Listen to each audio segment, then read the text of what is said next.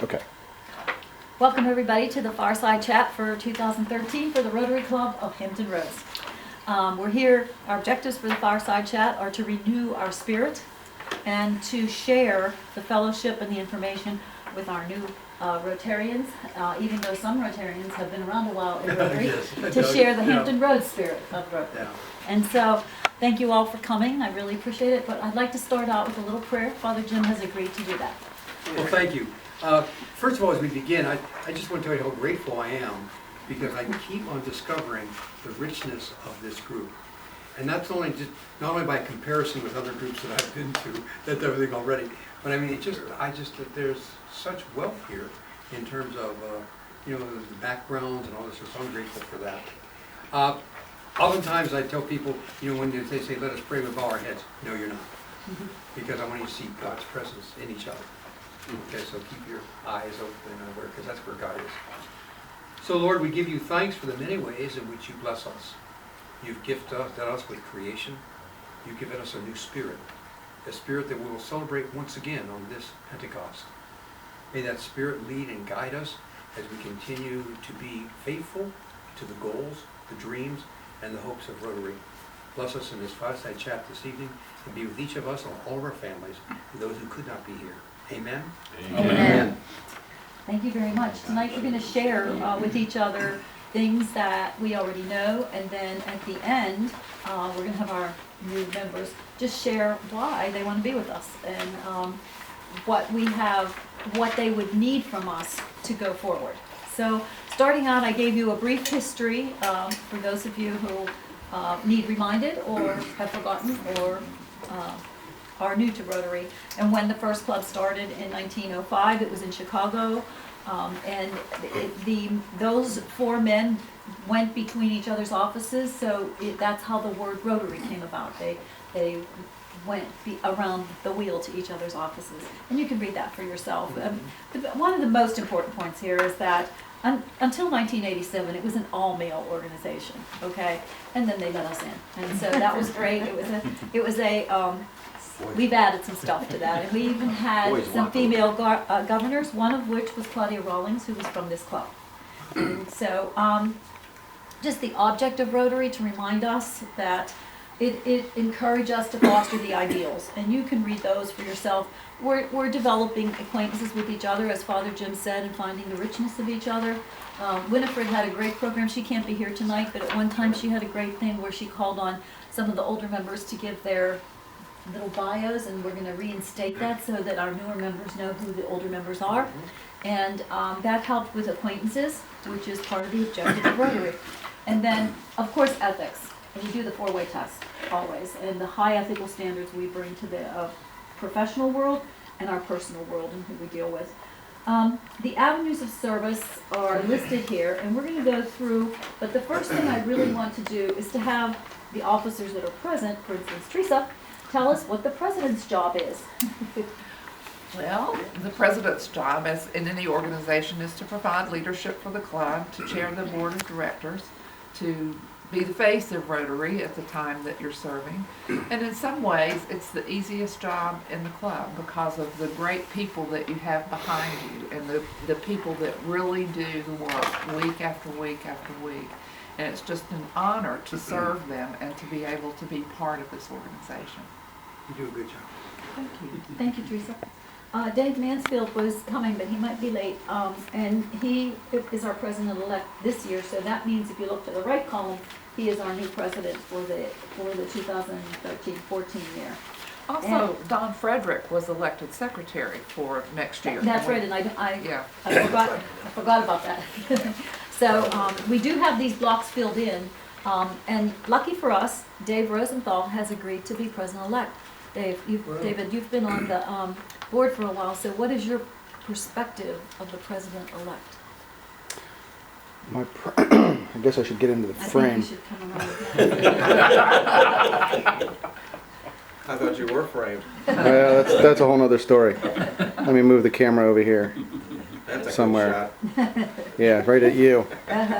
My perspective of the president-elect would be really getting to learn the club, getting to learn the district, RI, to prepare to run the club the following year. There's a lot of prep work that goes on. I've watched Teresa, I've watched Dave this year, and a few other folks, and it functions in some way as a vice president. Just be able to step up to the president and run the show, and then have that following year of past president, and then more of a support capacity. Thank you. And I think we're very lucky that you stepped in at the last minute and agreed to do this. We were kind of hoping you would, so thank you very much. Everybody appreciates that. And Dave is uniquely qualified after having completed all three levels of the Rotary Leadership Institute. So that really gives you, I think, a strong foundation to move into that position. I know I shouldn't have rushed it. Well, can you hear what happened with Seth? What's up with him? Seth is employmentally challenged. Seth was laid off from his previous position and is seeking employment, and from what I understand, it's likely that he'll be moving out of the area. Oh, okay. Like Mike. Just Yes. like Mike, well, they were with the same company. Okay, thank you. The secretary's job, who wants to tell us what the secretary does for this group? And most of you know. You already can, you have did it. Me? I was the secretary in another club, yes. The secretary, of course, takes all the minutes of the board meeting and passes them out to the board members and takes care of ordering badges. There's a multitude of tasks. I think the secretary position is a very, very busy position. But it does prepare that person for all aspects of the club moving up to the next level. Not only does the secretary have to take notes, they have to account for attendance with the district. They have to send reports to the district and make sure that they pass on the information to the club. Dave has had a lot of things he's had to do this year to keep everything going and communicating with the board. So, and whenever you have or need something, for instance, just basic things like the cups that we pass out for the speakers, the packets we give to the new members, all of that falls under the auspices of the secretary's role. So the secretary does a lot of stuff to keep the club moving and to keep it all the material possessions we need to keep moving forward. Does that pretty much come forth? If I may interject, the unique way that we do this, getting in the chairs and moving up, just keeps Rotary going, I think, super. Right. Rather than just someone come in at different ones, this really does a great job. And not all clubs have that. No. Some of them really struggle every year to get somebody to be president at the last minute. And Yeah. I think our plan works really well. Very well, yeah. It does. Whoever set that in motion did a great job. How about Ken? Now here's the money bags. Mr. Kroll is very steady in that position. The job of the treasurer is to count everything. Everybody and everything. He's been doing that. Yes. Bug you if you Well, don't pay. I mean, the treasurer's job is much what you would expect it to be. Collect the income, account for it, pay the bills, pay the hotel for the meals, and that type of thing. That's that's about the extent of the job. Keep the books and report to the board every month when it meets, and give them a financial report of how the club is doing. One thing that is important, I think, that you may not be aware, is that we all really have two separate organizations. We have the club, the Hampton Roads Rotary Club, and we have the foundation. Those are two separate organizations. They are not the same. And they have separate boards, they have separate bank accounts, separate books, and the reason for that is that the foundation is a 501c3 organization, which means contributions made to it are tax deductible. Contributions made to the club are not tax deductible, and that's the difference. And we're required to do that under federal law. We have to keep them absolutely separate. So, but that's a piece of information that can get confusing because we often talk about them as if they're one organization, and they're really two separate organizations. Thank you. That's great. Okay. There is our, You doing? there's my name. So welcome, I Dawn. think that's your chair. Hi. Yeah, I need the one with the dunce cap, can't drive. You got lost. Yeah, No GPS. yeah, with the GPS. So then we have, as part of, you always see checking in, is the sergeant at arms, and that would be Dave. And that's what the sergeant at arms thing is pretty routine. We check people in, we count the people, we report the numbers to the records, to the secretary for attendance records, report the numbers to the hotel or whatever venue we are, and so they can charge us for breakfast. We sign off receipt and a myriad of other things. But that's it for setting up the meeting and keeping the folks moving in and do other than collect the fines and stuff. And I've got a detailed list of all that good stuff and the bad stuff that we do all the time.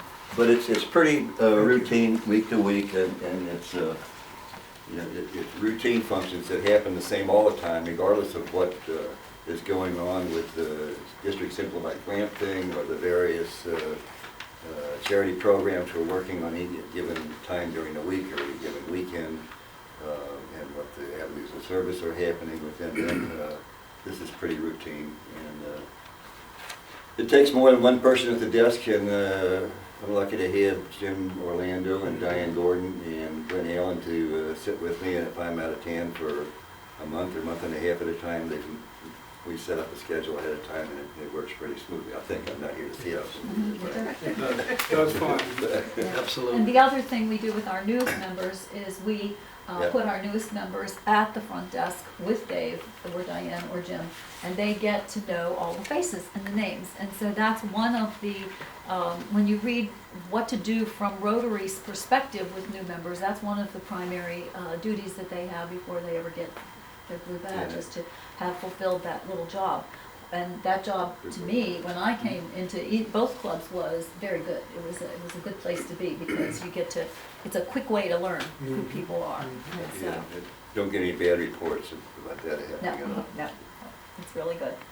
And then there is the past president part of it. Richard couldn't be here tonight, so we've got a lot of past presidents in here, and some of the duties of the past president that I know of are talking about what charities we're going to have, and different things like that. So which past president here would like to tell us what other duties a past president does?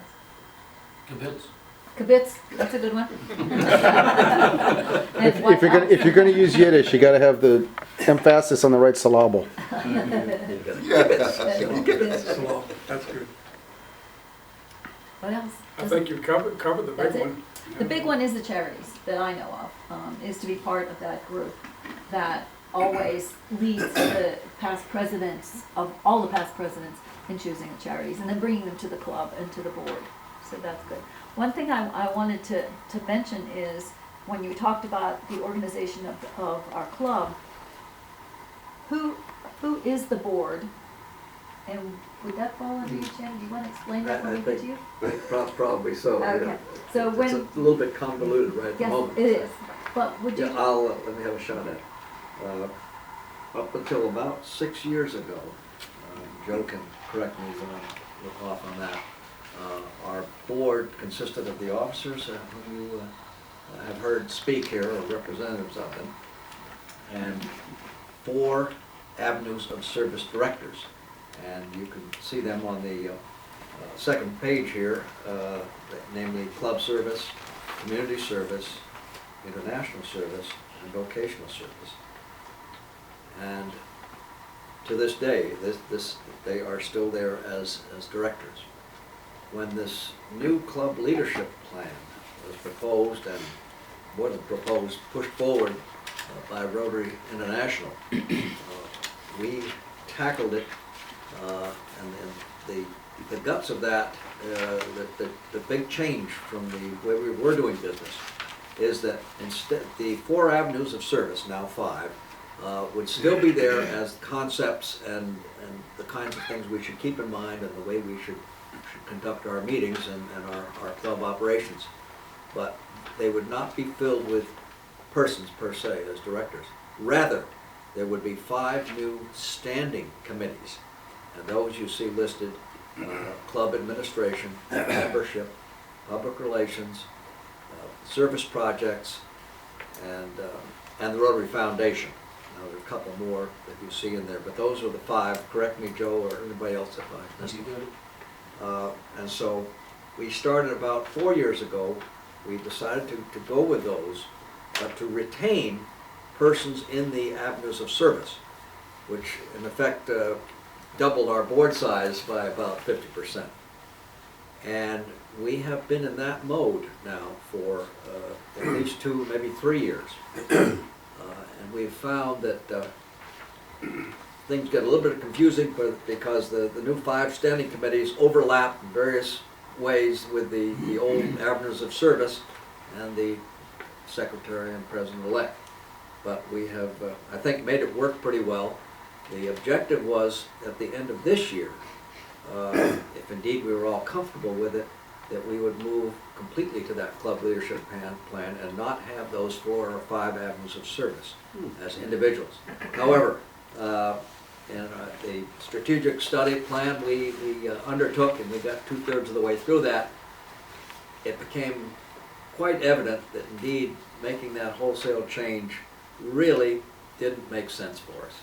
So at this point, we still have that enlarged board of directors, and it's going to be up to our leadership next year to decide where we ultimately go. Do we hold on to those, if not all 5, but some of those avenue of service directors and some of the new 5 standing committees? That's still to be worked out, but that's the way it is right now.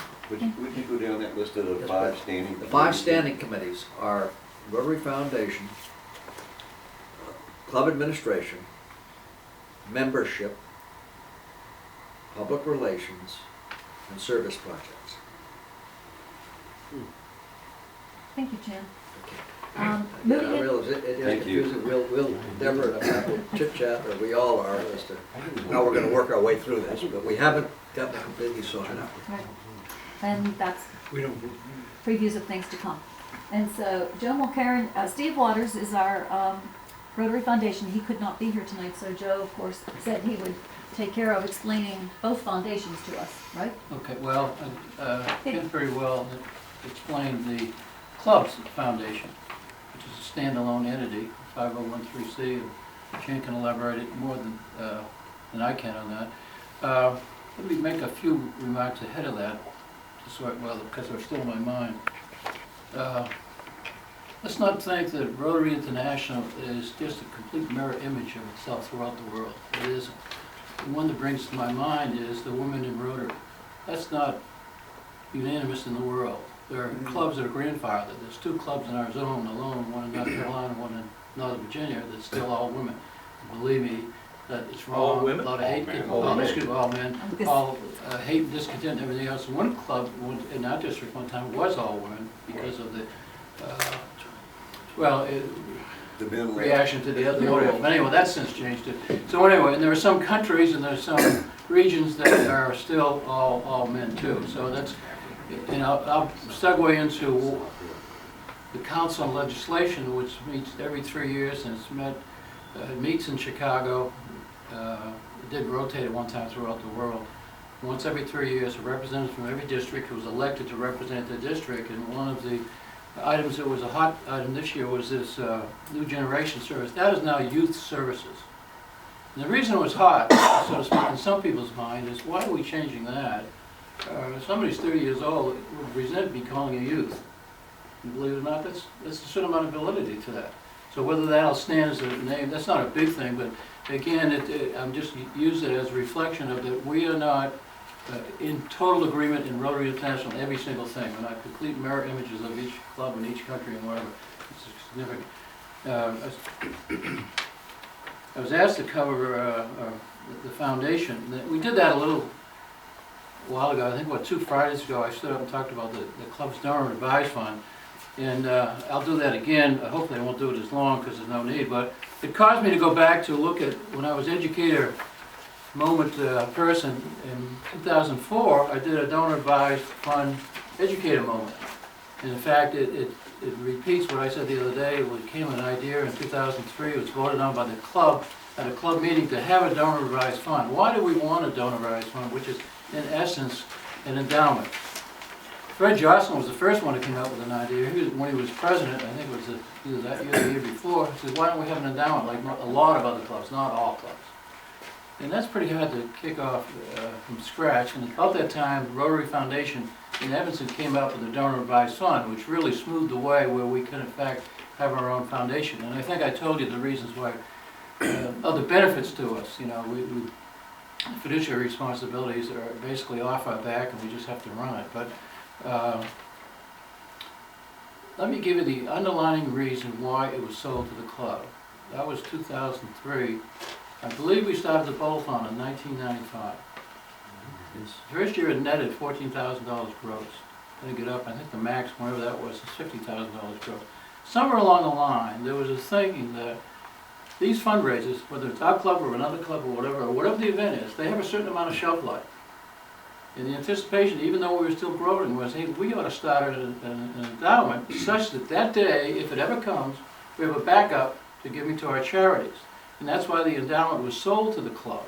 And sold that the idea is that we would never spend the corpus of it, we would spend the principal whenever that amount would arrive. We never did arrive and have not arrived up yet, and there's no reason to do it at this point, to set the ceiling as to the benchmark where we would start giving out of that fund.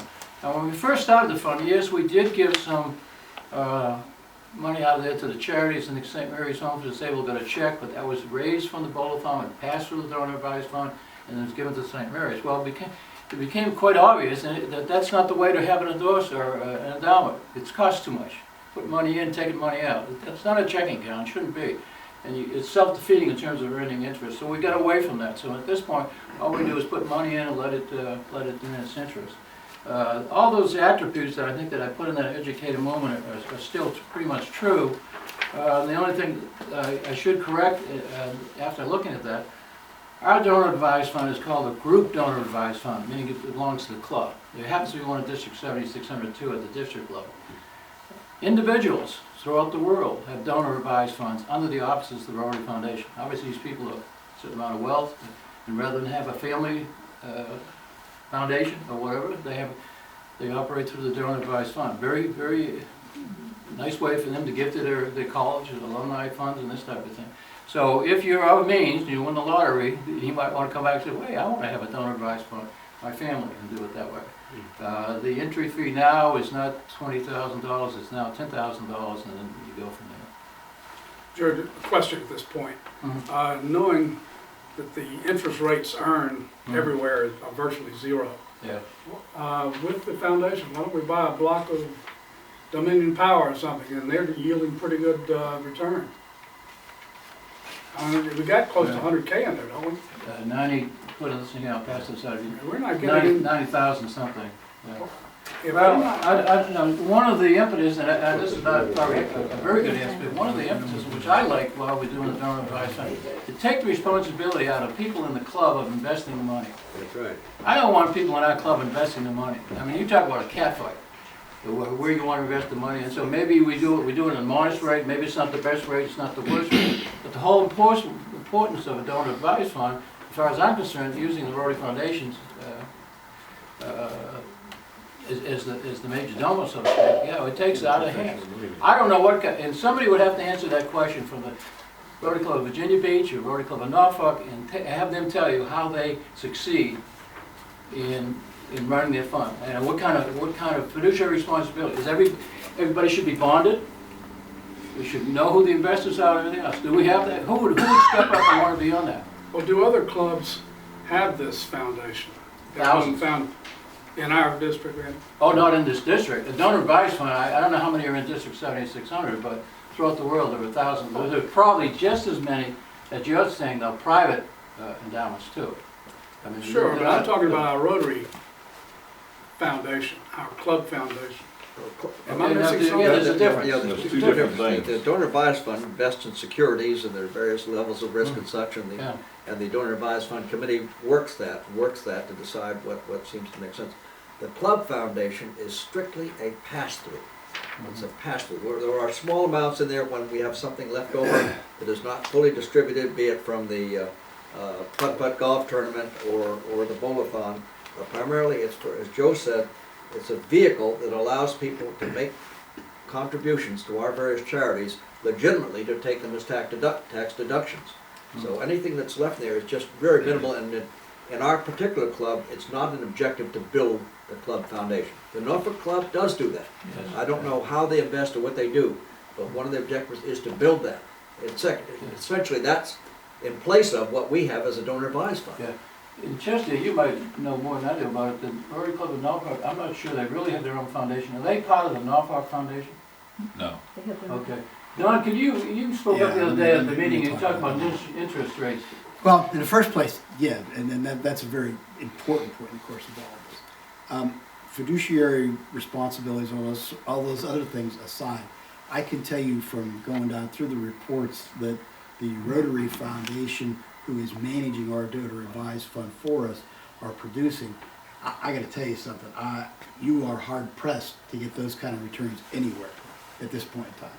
I mean, they're, was it 8% or something at some point in time? That's just so far this year. Yeah, that was just so far this year. It's really difficult to, because of the size of the fund.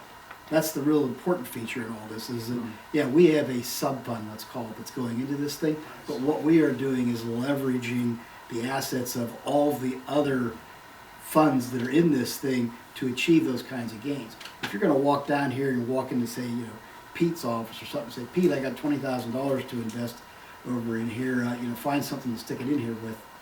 I can tell you right now, you're not gonna get anywhere near that kind of rate of return.